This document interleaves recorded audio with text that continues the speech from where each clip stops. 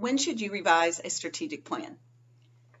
There are 4 primary reasons that we recommend nonprofits, organizations, businesses revise their strategic plan.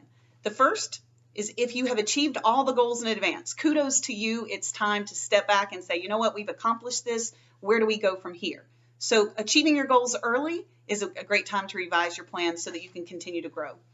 If you were falling way, way behind, maybe life threw a curveball and you're behind and you were supposed to have 200 members by, the first quarter and you only have 20, then it might be, you might have time to expedite the process and say, we're going to work extra hard. Or it might be time to say, these goals weren't very realistic. We need to revise these because we're seeing that it's much harder to implement than intended. This is not a catch-all to say, hey, if we don't accomplish these goals, let's just throw the baby out with the bathwater. This should be an intentional process. We have resources that talk a little bit more about that on Funding for Good's website.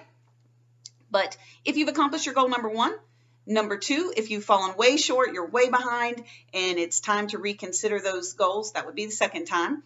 Number 3, if you have a major change in organizational resources, maybe you received a $1 million grant. Maybe you received an unexpected, unrestricted gift from a community member that can greatly impact your scope of work and the speed at which you accomplish that strategic plan.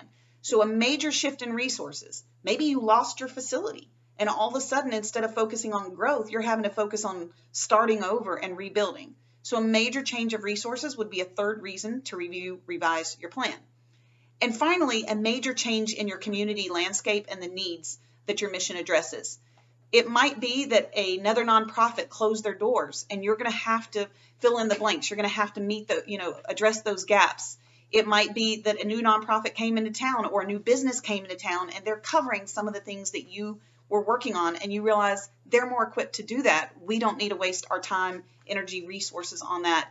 We should really review our priorities.